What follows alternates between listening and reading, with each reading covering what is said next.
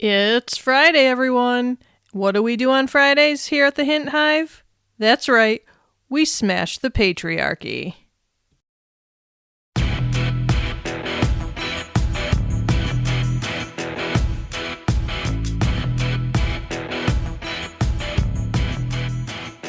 Hello, ladies of the Hive. Welcome back to another empowering episode of the Hint Hive, Amplifying Women's Voices. I'm your host, Kelly Hint, Queen Bee of this hive, and today we'll be talking about a topic that's as necessary as it is uncomfortable: racism among women. We are peeling back the layers and confronting the often unspoken prejudices that can exist within our own communities. So grab your favorite beverage, get comfy, and let's get real.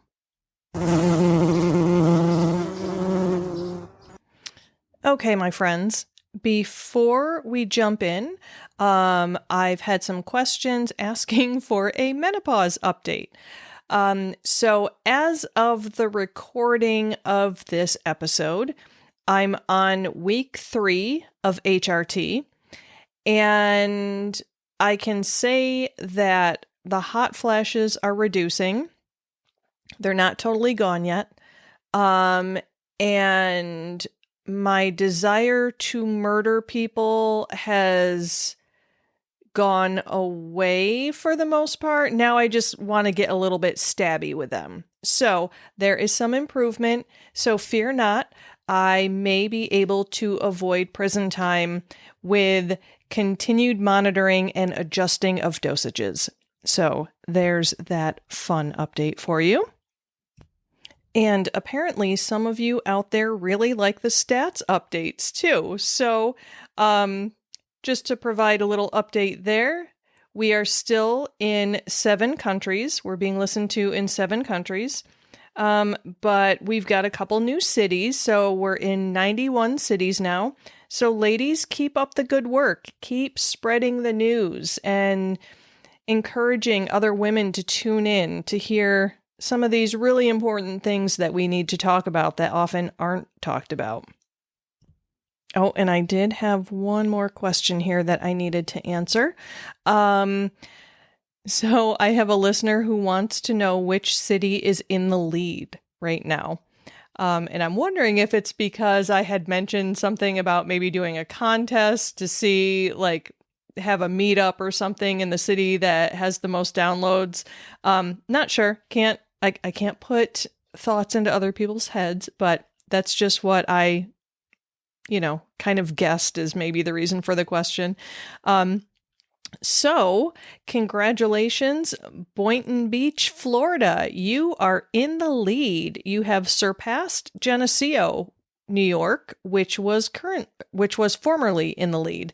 So way to go, Boynton Beach, Florida. Fantastic. Keep spreading the word. And all the other cities that are tuning in, I love you, and I thank you so much for tuning in and encourage you to keep spreading the word. Okay, I promise I'm not avoiding the topic. Okay, maybe I'm slowly easing into the topic because racism among women it's something that is difficult for me as a white woman to talk about because I do not feel that I belong in any sort of influential position to speak with certain types of knowledge about racism. I feel like I can talk about sexism all day long because I have experienced that. But when it comes to racism, I prefer to take the back seat. I prefer to sit and listen to women of color. And I prefer that they are the ones to educate white women on this. However, part of who I am is an advocate for equality. I really, really, really, as anyone who's ever listened to this podcast before knows, I'm very passionate about empowering women. And I'm very passionate about fighting for equality and women's rights. And so racism is a part of that. It's a barrier to equality within our own gender. And so again, like, I do not want to be viewed as any kind of authority on this matter. I prefer to defer to women of color on this. They are the experts. But I have a voice, and I'm going to use it to advocate accordingly.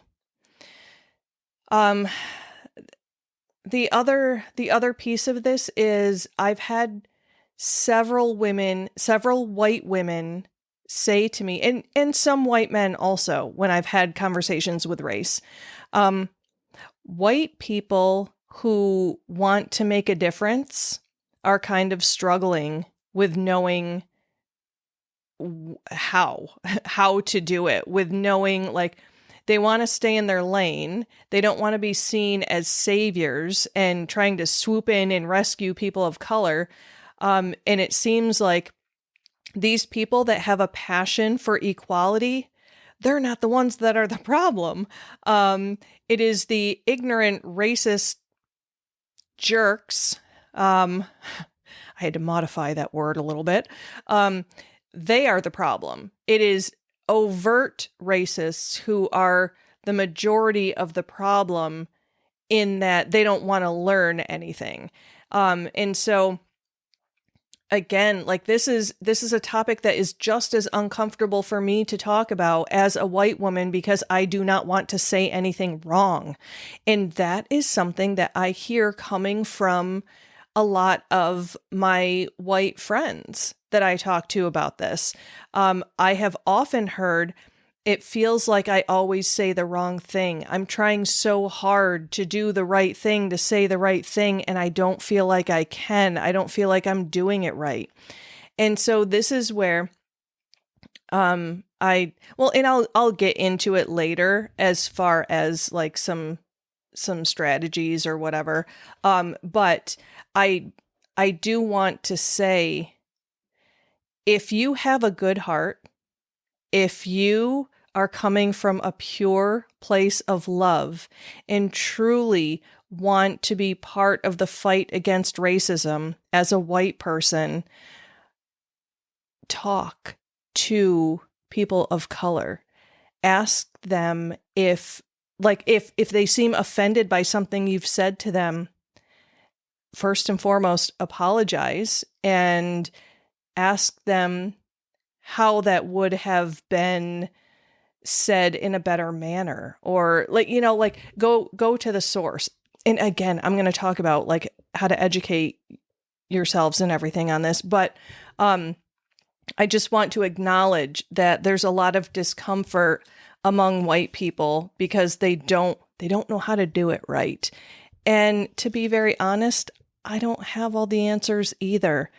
I seek to continuously educate myself, and I'm very privileged to be able to do that in a sense of I'm a therapist and I have tons and tons of conferences that I can go to, lots and lots of continuing education that I can receive in order to educate myself better.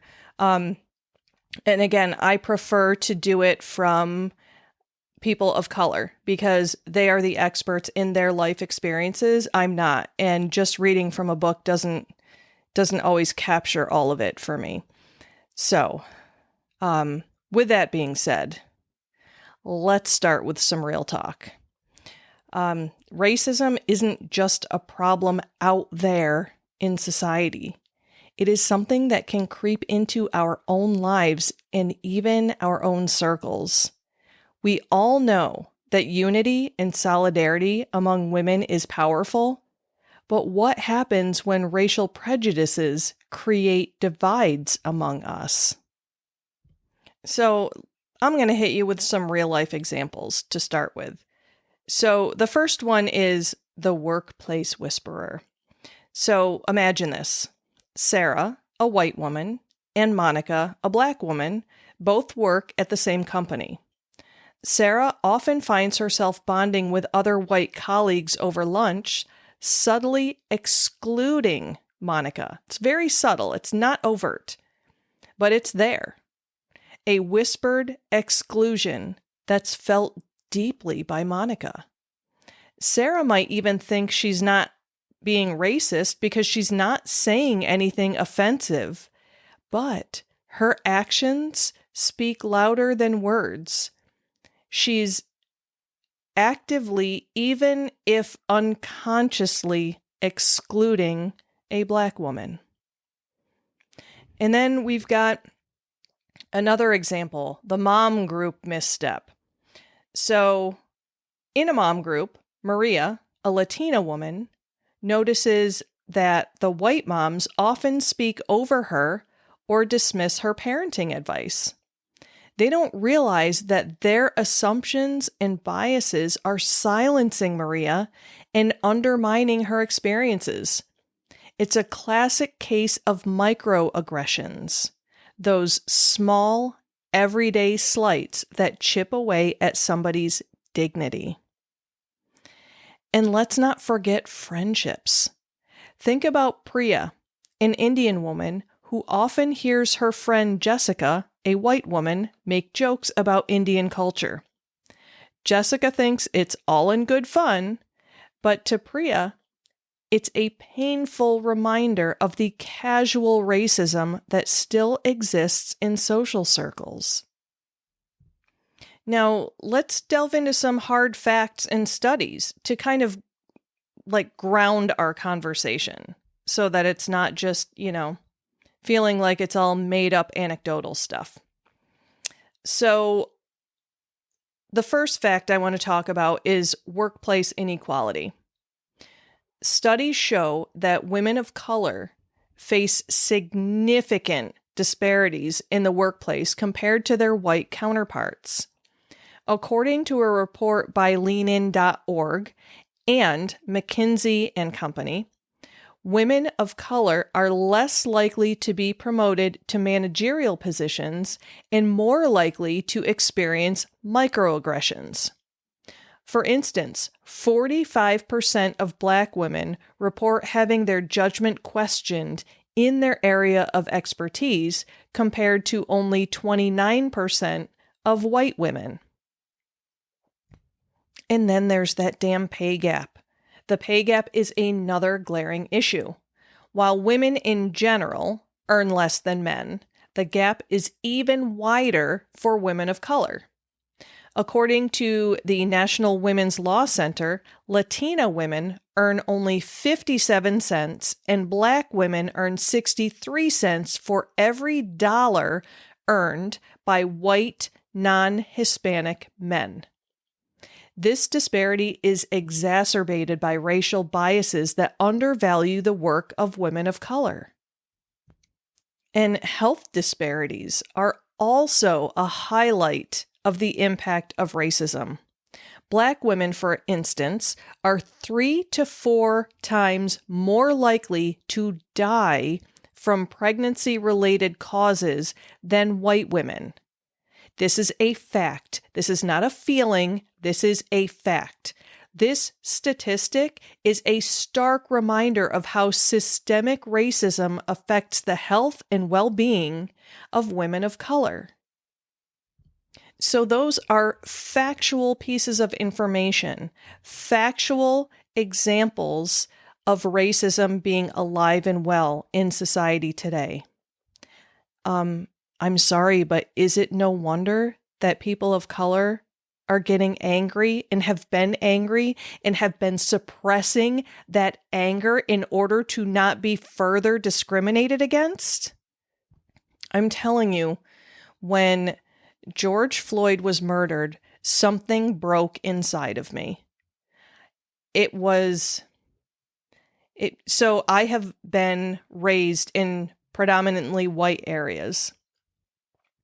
And I have never in my life actively seen racial violence. And watching a man of color be murdered in front of my eyes via video, if if I, as a white woman, am traumatized by this, how the hell do people of color see this all the damn time and keep putting on the face to be perfect? Because Black people need to be perfect to get to the same status of white people. I mean, Barack Obama couldn't have been married 3 different times with a bunch of different kids from a bunch of different baby mamas and still gotten to be president. That's the privilege of a white man. Okay. So I look at all of these tragic stories. And because this is a podcast for women, let's talk about Breonna Taylor. She was sleeping. She was sleeping and was murdered. I can't tolerate this any longer. And I hope that some of you listening are getting just as angry as I am as a white woman. I hope my white listeners are fed up with it, just like I am. Because, ladies, we are minorities as women. No matter what the color of your skin is, we are minorities as women. Can we please find empathy for women of color? Because you know what it's like as a woman to be discriminated against. We need to find our compassion for our sisters of color and advocate. Again, not save, but advocate. We have to be an ally. Because I don't know about you, but I'm tired of the inequality and I want to be part of the positive change. But this is going to require all of us, not just white people, but people of color too. Not just white women of color too. We all have to be in it together. And I know how uncomfortable this conversation can be, especially when we as white people don't know what the hell to do. But we have to do it. We have to figure it out. We have to do it. And again, we're going to talk about some of those strategies here in a minute. So I think one of the reasons why I decided to do this episode now is when Kamala Harris announced that she was going to seek the Democratic nomination for president, I made the mistake of reading comments on social media. And I was appalled, of course, by a lot of the horrific things that were being said. But I also read an awful lot of sidebar conversations about race that just, it really kind of lit a fire under my butt to address this on the podcast. And I don't want to talk about it. I really don't, because it makes me uncomfortable, because I don't know how to say it the right way and I don't want to offend anyone. And my white sisters, I know that you can probably relate to this, because you don't want to say the wrong thing. And so you don't say anything at all. Well, that's why we have the problems that we do.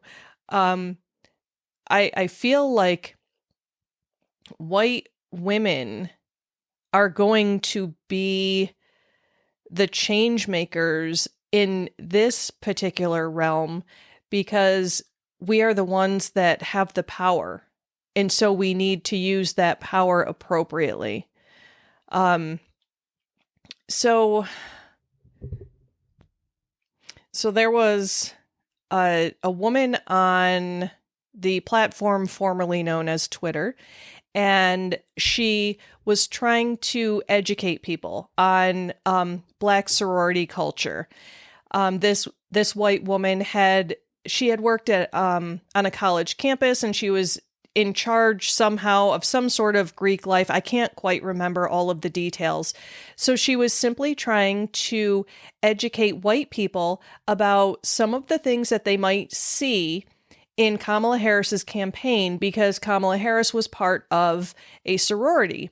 And so this white woman wanted to educate white people on how to be respectful around this and how not to appropriate some of the traditions and be, she wanted to help white people to not offend Black people. Because if you've done any dives into history, you know that white people have appropriated all kinds of things from music to dress to hairstyles, whatever, and tried to call it their own. So this woman had very, very good intentions. And so she was, I haven't done the dive into the research to research this particular sorority that she was talking about. So I apologize, but it's a pretty easy Google search if you want to Google Kamala Harris's sorority. So unfortunately, she did a great job with the education piece, and she was a great ally, but unfortunately, she was attacked by white people. The white people were saying, you don't need to be so condescending, and what does a sorority have to do with a presidential race, and like all this stuff. And then there were some Black people weighing in, thanking her for putting this out there and for educating white people and being very respectful of culture and tradition. And then there were white and Black people going at each other, fighting with each other. And I'm like, oh my gosh. And that was one of the things that really made me want to talk about this. Because this woman didn't do anything wrong. She was simply trying to educate people because people are too lazy to do their own research on things. And she was attacked, and it made me very sad. And then another example, this is the one that got me. This is the one that caused me to do a lot of reflection and really thinking about things from different perspectives. So some of you may remember the social experiment that was going on around on like TikTok. Someone asked a woman, would you rather be alone in the woods with a bear or a man that you don't know? And the women were picking the bear. And so the men got very defensive and they started mansplaining the logical side of things instead of doing the work of asking the question, why do women feel more safe with a bear than with a man they don't know, right? So like I could see, both sides of the issue. So I tried to educate the men in my life who questioned that about, like, why is that a thing? And actually it wasn't really the two men that are closest to me, because they get it. Because they've heard my story. But then apparently there was a question asked of a Black woman. And it was something, and I'm loosely paraphrasing because I didn't see the original question. But a Black woman was asked, would you rather walk into a boardroom and be with a white man or a white woman? And they chose the white man. And oh my gosh, the responses from white women were so effing embarrassing. Might as well just go hang out with ignorant white men at this point. But also, to be very honest, I can understand the reaction, because my knee-jerk reaction was, ouch. But I'm an advocate. Like, why? I'm a safe person. I don't understand. And so I had to take the time to really reflect on it and recognize that white women have climbed all over Black women historically to try to get ahead of them, like in corporate America. And again, this is not all, I'm not saying this of all white women, just like I don't say it about all men. Like all men aren't scary to me. Actually, no men are scary to me because I'm a fighter. But I know the dangers of some white men, clearly. And so I sat on this for a while and I thought about it, and I'm like, how sad that there's so much infighting among our gender. Because there shouldn't be, because we are all a minority of sorts. Women of color have multiple minorities. And so why aren't we fighting together?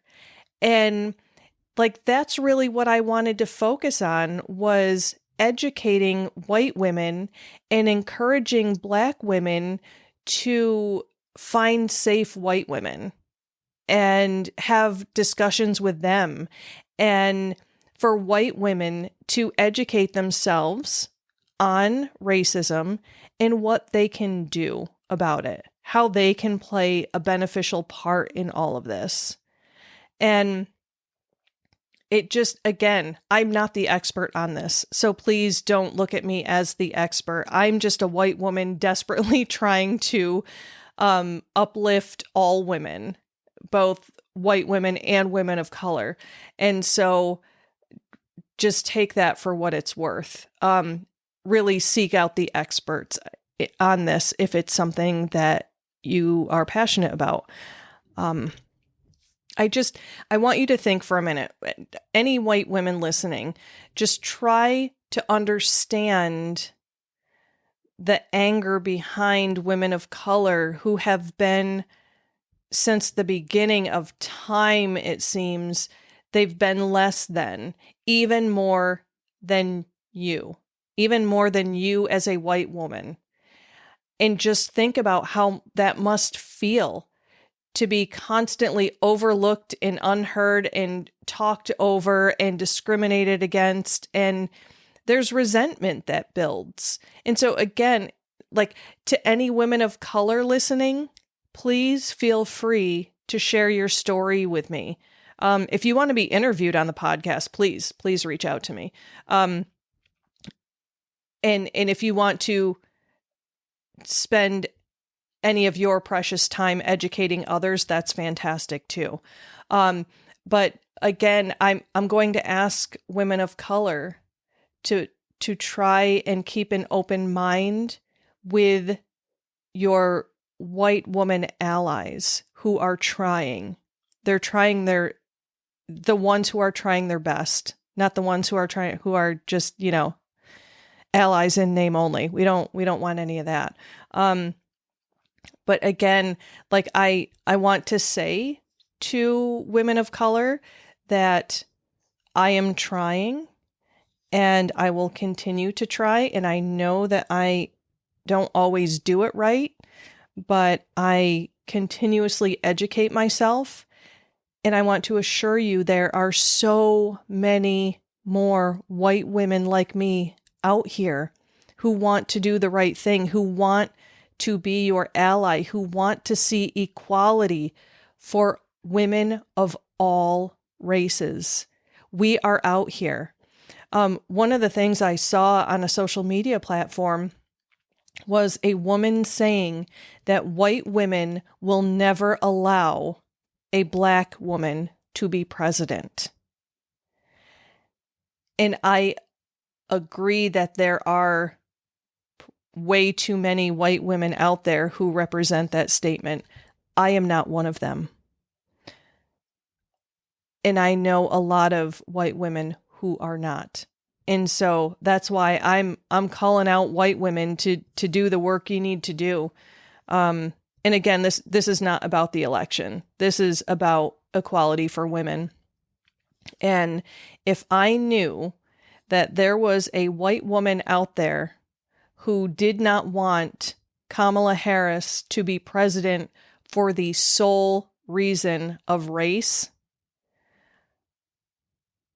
oh boy, I have a lot of negative thoughts about that, and I would want to do a lot of bad things. However, violence is not the answer, so I would desperately try to educate that person and make them aware of their own ignorance. But I'm just hoping by doing this episode that maybe people start to think a little bit differently and do some of their own soul searching on this. But again, I feel like I'm rambling, so I want to talk a little bit more, or I want to actually talk about some of the strategies to eliminate racism within ourselves and society. So, now that we've got some examples and facts out there, let's shift gears a little bit. We need to talk about how we can eliminate this toxic behavior within ourselves and within society. So, first off, it's time for some serious self-reflection. We need to look in the mirror and ask ourselves tough questions. Have we ever made assumptions about someone based on their race? Have we ever laughed at a racist joke? It's not about feeling guilty. It's about being aware and committed to change. Educate yourself. Read books. Listen to podcasts like this one. But actually, how about listen to some podcasts from a Black woman? Hear her story. And follow activists who discuss racism and intersectionality. After George Floyd was murdered, my husband and we just soaked up every documentary on the African American experience that we could on Netflix. We watched 13th. We watched a movie on John Lewis. I wish that I could remember the names. I don't remember names of things very well. But we wanted to educate ourselves better on the Black experience in America. And so we did that. And some books that have been recommended to me include White Fragility and So You Want to Talk About Race. So there are resources out there. So seriously, educate yourself, because that is one of the very first things that you need to do so that you feel better equipped to be an advocate. And then the other thing is, when you see racism, call it out. This can be uncomfortable. I get it, especially if it's coming from friends or family, but silence is complicity. If in the example that I mentioned at the beginning, if Sarah's colleague had gently pointed out her exclusionary behavior, it might have sparked a much needed conversation. She could have said, why are you only inviting white people to lunch? Like, have you thought about some of our Black colleagues? And then another way that you can be an advocate is to make an effort to create inclusive spaces. If you're part of a mom group, a book club, or any social gathering, be mindful of inclusivity. Encourage diverse voices and listen to their experiences without interrupting or dismissing them. And build diverse friendships. Step out of your comfort zone and connect with women from different racial backgrounds. Learn about their experiences and share yours. It's through these connections that we can break down prejudices and build genuine solidarity. And then one thing that I love doing is to support businesses owned by women of color. Amplify the voices of marginalized women in your workplace, social media, and communities. Again, it is not about being a savior. It is about being an ally. And finally, remember that this is a continuous journey. We will not dismantle racism overnight, but every single step counts. Hold yourself and those around you accountable. It's okay to make mistakes as long as you are willing to learn and grow from them. I'm just going to say one last thing before we wrap up. Ladies, now is the time that we need to unite. We have to achieve unity. because the strength is in our numbers. We need to have all of us, white women, women of color, we need to be in the fight together because women's rights are being stripped away.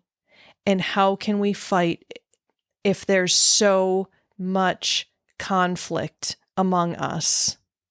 We have to do better.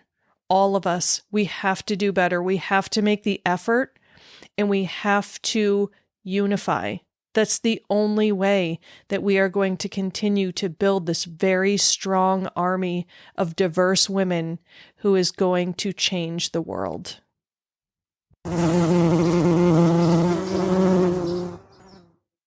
Phew, we have covered a lot today. I really hope that you are leaving this episode feeling fired up and ready to make a change. Remember, we have the power to transform our communities, our friendships, and ourselves. Let's commit to being badass allies, fighting racism with every ounce of our strength and building a world where all women can rise together. As always, thank you so much for tuning into the Hint Hive Amplifying Women's Voices. I'm Kelly Hint, and until next time, stay fierce, stay fearless, and keep amplifying those voices. And don't forget, queens, to subscribe, rate, and leave a review. Your feedback keeps us going. Let's keep this conversation alive on social media. You can head over to the Facebook group. The link is in the episode description. You can hit me up on Instagram, Kelly Hint Empowerment Coaching, whatever you need. Let's just keep talking. The more we talk, the less we take the power away from the sexists and the racists. Again, ladies, let's keep amplifying our voices, and our voices include people of all shapes, sizes, and colors. Until next time, ladies, keep being awesome.